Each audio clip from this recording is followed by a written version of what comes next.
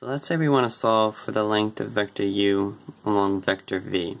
We can just use this equation here, which is equal to the dot product of u and v over the magnitude of v.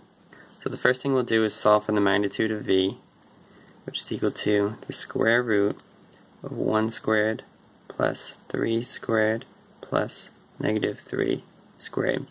And that's equal to the square root of 19. Then we'll solve for the dot product of u and v, which is equal to negative 8 times 1 plus 0 times 3 plus 2 times negative 3. And that's just equal to negative 14. So if we plug it in, we'll get negative 14 over the square root of 19.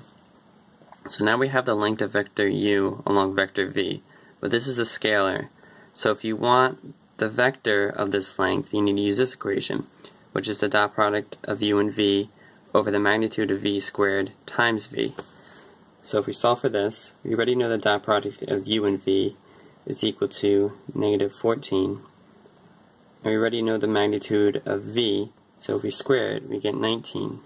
So we multiply this by the vector v, which is 1, 3, and negative 3. So if we solve for this, we get negative 14 over 19 for the x component, negative 42 over 19 for the y component, and positive 42 over 19 for the z component.